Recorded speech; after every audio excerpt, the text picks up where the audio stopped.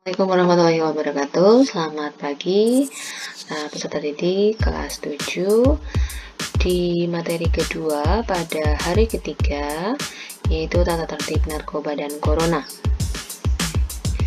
Masa pengenalan lingkungan sekolah SMP Negeri 1 Pertanahan 2020-2021 Rabu 15 Juli 2020.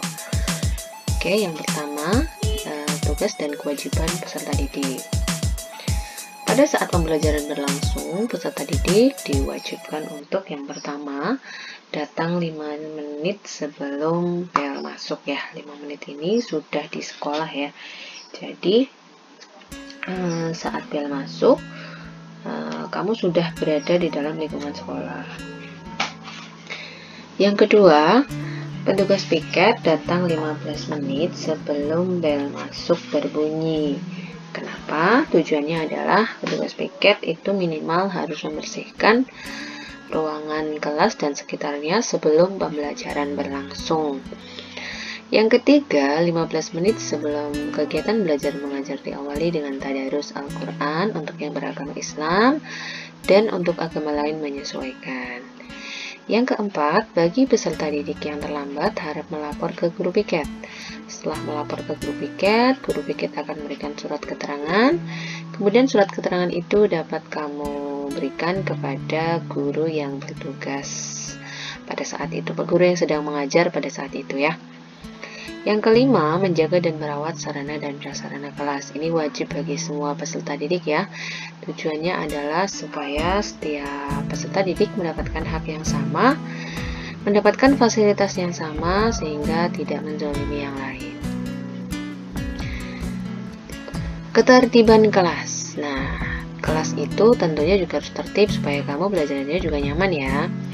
Setiap kelas wajib memiliki pengurus kelas. Pengurus kelas itu ada ketua, wakil, sekretaris, bendahara, dan seksi lainnya. Kemudian ada juga pengurus piket ya atau regu piket ya. Jadi untuk setiap kelas itu dibagi dalam 6 regu piket. Jadi 6 hari itu silahkan kamu bagi yang mana ya yang bertugas. Setiap kelas wajib menyusun jadwal piket harian tadi sudah ya. Untuk pakaian seragam ya, peserta didik wajib berpakaian sesuai dengan ketentuan sekolah. Yang pertama seragam OSIS. Seragam OSIS ini dipakai di hari Senin dan Selasa. Kemudian ada seragam identitas di hari Rabu dan Kamis. Kemudian seragam pramuka di hari Jumat dan Sabtu. Ada seragam olahraga khusus untuk yang ada pelajaran olahraga di hari itu. Kemudian seragam khusus. Seragam khusus ini dipakai biasanya di hari besar tertentu atau misal ada acara di sekolah ya. Misal kamu ada acara perpisahan memakai kebaya, itu bisa digunakan ya. Kredit poin. Apa itu kredit poin? Kredit poin itu ada dua ya. Yang pertama kredit poin pelanggaran. Pelanggaran sama prestasi. Ini yang pelanggaran dulu. Yang kredit poin pelanggaran yang pertama itu ada administrasi. Administrasi itu maksudnya adalah kamu memanipulasi surat izin tidak masuk. Jadi kalau kita tidak masuk, harusnya yang memberikan surat izin adalah wali siswa ya, atau wali murid.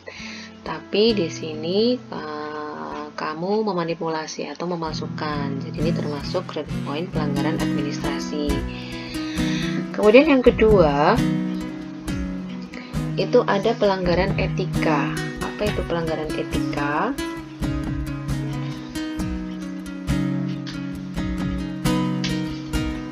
Ya, untuk pelanggaran etika itu yang pertama adalah tidak sesuai dengan etika atau moral yang berlaku di kehidupan sehari-hari ya.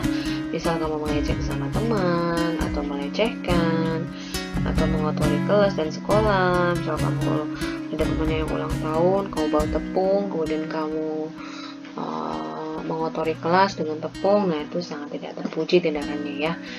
Kalau ulang tahun silahkan dirayakan dengan baik, dengan rapi, dan tidak mengotori kelas. Yang ketiga, pelanggaran kedisiplinan. Kedisiplinan contohnya itu kamu terlambat masuk sekolah ya. Terlambat masuk sekolah nanti kamu di poin ya, poin untuk pelanggaran ya, atau bisa juga tidak lengkap memakai atribut, tidak hadir dalam kegiatan ekstrakurikuler, itu termasuk kredit poin pelanggaran kedisiplinan. Yang keempat, kriminalitas atau pidana. Kriminalitas ini contohnya ya sudah masuk ranah kriminal, yaitu menggunakan atau membawa senjata tajam, membawa buku-buku yang bergambar tidak layak ya, kemudian mengedarkan narkoba, berkelahi di lingkungan sekolah, atau membawa minuman keras ya di sekolah. Rokok juga nggak boleh ya kalau untuk siswa ya. Yang kedua yaitu kredit poin prestasi. Prestasi di sini bisa prestasi akademik atau prestasi non akademik ya. Akademik misal kamu juara lomba ya, yang non akademik mungkin kamu juara tari atau juara pidato, boleh dimasuk kredit poin prestasi. Yang ketiga, untuk menjadi pengurus kelas kamu juga bisa menambah kredit poin prestasi.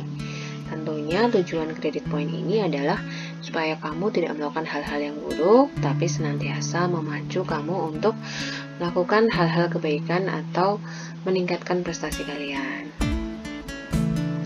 Nah, sanksinya ini. Sanksi merupakan tindakan untuk menegakkan tata tertib bagi yang melanggar. Yaitu yang pertama, dilaksanakan secara pedagogis. Maksudnya secara pedagogis bagaimana?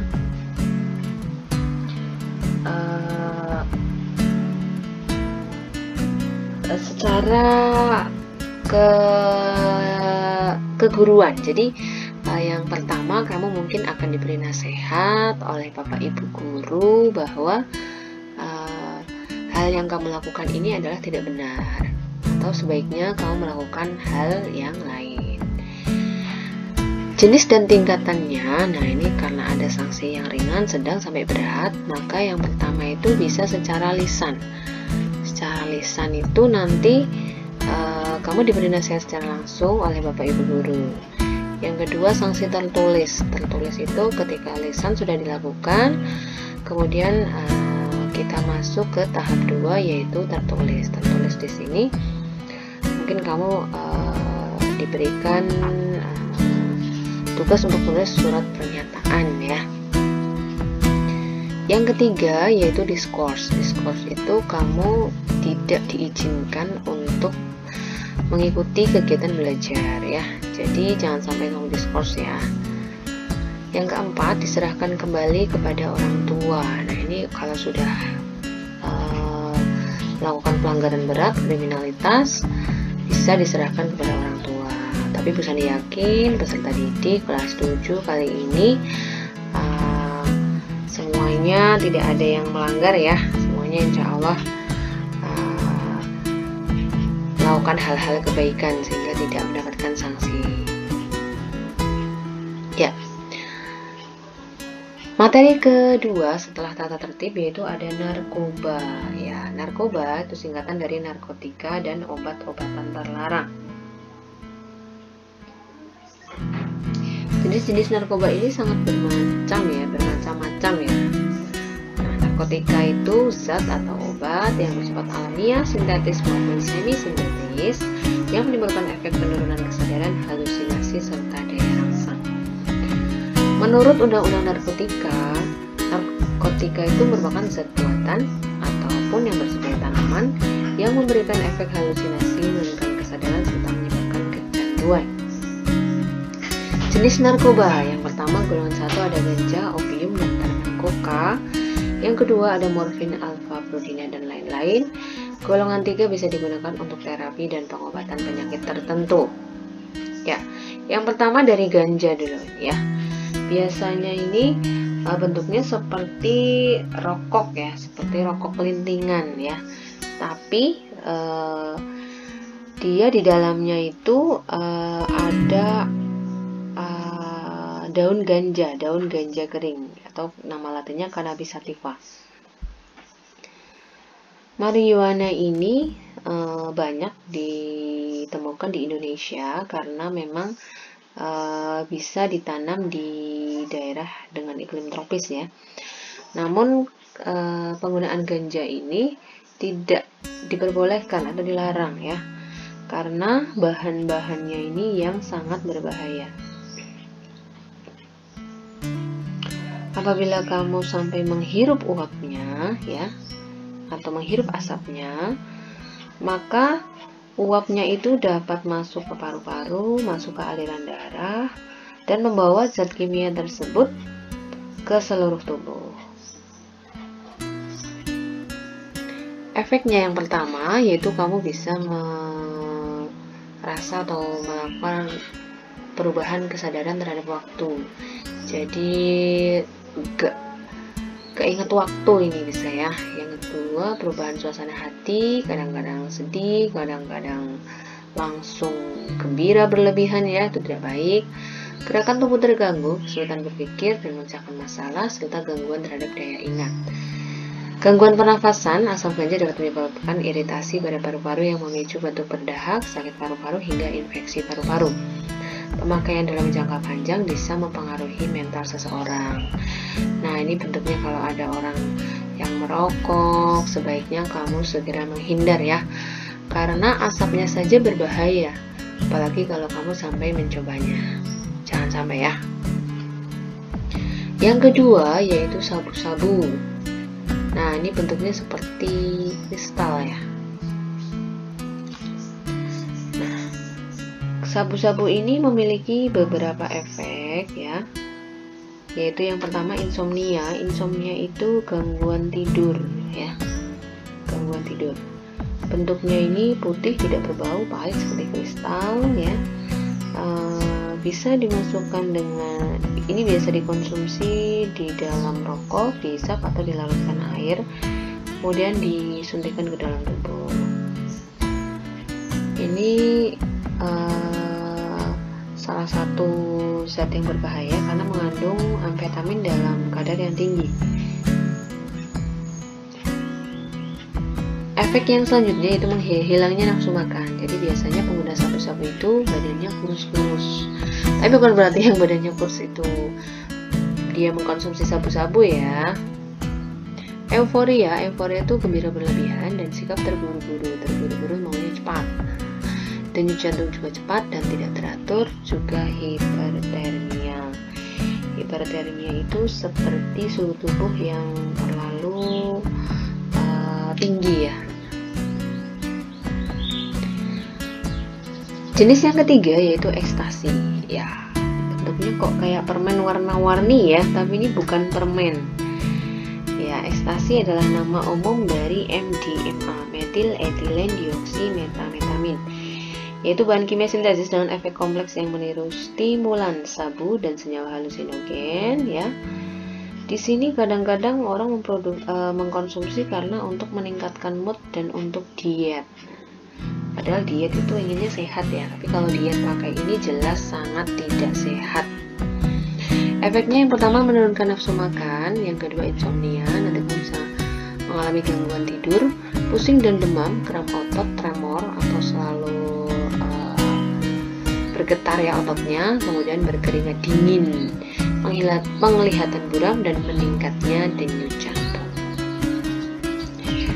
Contoh selanjutnya itu heroin ya. Heroin ini gambarnya kok ada suntikan ya.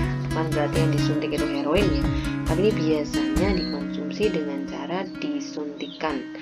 Nama lainnya adalah putau ya. Narkotika sangat adiktif, diproses dari morfin ini, namanya heroin ya, dari ekstra biji tanaman popi ya. Varietas tertentu heroin bisa dijual dalam serbuk putih, itu yang di bawahnya gambar suntikan ya.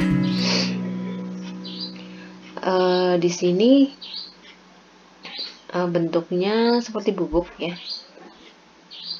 Kemudian biasa digunakan dengan dihisap, dimasukkan dalam rokok atau dicairkan dengan memanaskannya di atas sendok lalu disuntikkan ke pembuluh darah, otot atau di bawah kulit ya. Setelah heroin masuk ke dalam otak, ia akan berubah menjadi morfin dan mengikat dengan cepat ke reseptor tubuh ya. Kemudian penggunanya akan merasakan sensasi gembira secara berlebihan, terburu-buru, akan tetapi intensitasnya atau Jumlahnya yang dirasakan pengguna bergantung dari obat yang dikonsumsi. Kalau dikonsumsi dengan kadar yang tinggi, maka efeknya juga akan lebih tinggi juga atau lebih lama. Yang pertama, efek jangka panjang dari heroin itu yaitu demam, mulut kering, fungsi jantung melambat, pernafasan melambat, kerusakan otak permanen, bahkan sampai koma. Untuk narkoba ini sendiri sebenarnya ada yang golongan 3. Golongan 3 itu biasa digunakan untuk pengobatan ya. Dan pengobatan ini tidak boleh dilakukan sendiri, harus dengan resep dokter. Biasanya beberapa jenis amfetamin itu memang dikonsumsi oleh para pasien setelah operasi atau setelah melakukan operasi berat ya, karena itu bisa mengurangi rasa sakit, tapi tentunya dengan kadar yang disesuaikan dengan kondisi tubuh ya, tidak dengan asal-asalan. Kemudian penggunaannya juga harus dengan resep dokter. Biasanya narkotika jenis ketiga ini juga bisa digunakan untuk pengobatan orang yang mengalami gangguan kejiwaan. Dan tentunya sekali lagi harus dengan resep dokter, karena untuk penggunaannya ini mengakibatkan efek yang tidak ringan ya, jadi tidak boleh digunakan secara terus-menerus. Nah, pesan dari Bu Sani, jauhi narkoba karena kesesatannya nyata. Dari penyampaian materi tadi banyak sekali ya efek-efek buruk ketika kalian mengkonsumsi narkoba. Jadi jangan sampai kamu masuk ke dalam jurang narkoba ya. Lakukanlah hal-hal positif, olahraga atau lakukan hobi kesukaanmu, dan jadilah dirimu sendiri. Yang ketiga, setelah tata tertib dan narkotika, ada corona ya, yang lagi hits ini ya. Corona, apa itu corona ya? Katanya sih berasal dari Cina ini, dari Wuhan ya. Mari kita kenalan sama corona. Corona adalah sejenis virus ya, sangat kecil, tidak bisa dilihat dengan mata biasa, harus dengan mikroskop khusus.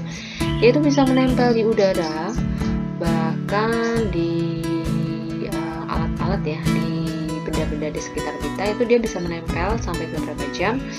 Bahkan untuk logam itu bisa menempel dalam berhari-hari.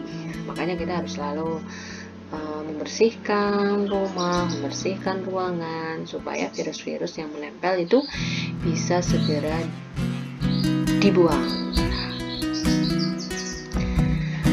Nah, proses penyebarannya, kenapa corona yang katanya di Cina itu bisa sampai ke Indonesia, bahkan di seluruh dunia? Ini namanya kita sedang mengalami pandemi ya. Semoga pandemi ini segera berakhir, amin. Ya, dia bisa menyebar melewati beberapa tahap. Yang pertama, melalui cairan tubuh. Cairan tubuh atau cairan saluran pernapasan, contohnya kalau kamu bersin ya. Kalau kamu bersin tidak ditutup, nah makanya sekarang kalau bersin harus ditutup ya, supaya virus-virusnya tidak menyebar. Nggak hanya virus corona, bisa juga virus flu dan lain sebagainya ya. Kemudian bisa juga karena kamu menyentuh tangan yang kotor itu menyentuh mulut atau mata. Nah, di sini kalau kita menyentuh mata, mulut atau hidung, virus yang menempel di tangan itu bisa masuk ke saluran pernapasan. Ya, itu proses penyebarannya melalui tetesan cairan dari mulut dan hidung saat orang yang terinfeksi sedang batuk atau bersin. Jadi kalau bersin atau batuk harus ditutup ya, supaya tidak menyebar ke yang lainnya. Gejalanya, oke, yang pertama seperti kita gejala flu biasa sebenarnya ya. Bisa batuk atau pilek, suhu tubuh tinggi atau demam, bahkan sampai sesak nafas ya. Untuk pasien dengan penyakit bawaan yang lain, misal dia punya penyakit pneumonia, gejalanya ini bisa bertambah parah ya. Nah, sekarang itu yang sedang dipelajari sampai saat ini itu adalah OTG. OTG itu adalah orang tanpa gejala. Jadi tanpa gejala ini pun seseorang bisa memiliki sebuah virus di dalam tubuhnya yang ternyata itu adalah virus corona. Ya. Kenapa ada orang tanpa gejala? Yang pertama, mungkin mereka berinteraksi dengan seseorang yang terkena virus corona. Namun daya tahan tubuhnya itu kuat untuk melawan virus. Jadi kalau daya tahan tubuh kita kuat melawan virus, virus itu sebenarnya nanti akan kalah sendiri ya. Nah, namun karena virus itu juga punya masa inkubasi sekitar 14 hari, maka selama 14 hari itu virusnya itu masih di dalam tubuh ya, walaupun tidak memberikan efek apapun. Makanya kita dianjurkan untuk di rumah saja, karena kita tidak tahu nih siapa yang bisa menyebarkan virus. Bisa saja Bu Sani sendiri nih ya, makanya Bu Sani selalu menjaga protokol kesehatan supaya Bu Sani menjaga orang lain supaya tidak menulari orang lain. Begitu pula Bu Sani menjaga dirinya Bu Sani supaya tidak tertular dari orang lain. Kamu juga harus menjaga keluargamu ya. Pencegahannya yang pertama yaitu kamu harus sering-sering mencuci tangan. Cuci tangan dengan sabun minimal 20 detik. Tujuannya adalah supaya virus-virus ini benar-benar hilang dari tangan. Kenapa tangan? Karena tangan kita itu biasanya megang mungkin ada gagang pintu itu banyak dipegang oleh orang lain, kan kita nggak tahu nih siapa yang tangannya bersih atau siapa yang tangannya kotor. Kemudian apakah orang itu habis bersin atau tidak ya. Yang kedua, selalu makan makanan yang bergizi dan sehat ya, supaya badanmu selalu sehat. Hindari menyentuh wajah, hidung, atau mulut saat tangan dalam keadaan kotor. Hindari kontak langsung atau berdekatan dengan orang yang sakit. Tutup hidung dan mulut ketika bersin atau batuk dengan tisu, kemudian buanglah tisu dan cuci tangan hingga bersih. Kenakan masker dan segera berobat ke fasilitas kesehatan ketika mengalami gejala penyakit saluran pernafasan. Nah, di sini ada hati-hati orang tanpa gejala. Hindari tempat ramai, ya belajar dan bermainlah di rumah dulu, tetap patuhi protokol kesehatan, dan semoga pandemi ini cepat berakhir. Amin ya rabbal alamin. Terima kasih. Semoga Allah Subhanahu wa Ta'ala selalu melindungi kita semua, dan semoga pandemi COVID-19 ini segera dapat teratasi dengan baik. Kita semua bisa sekolah kembali dengan lancar dan bisa berkumpul dengan kalian dan semua Bapak Ibu guru.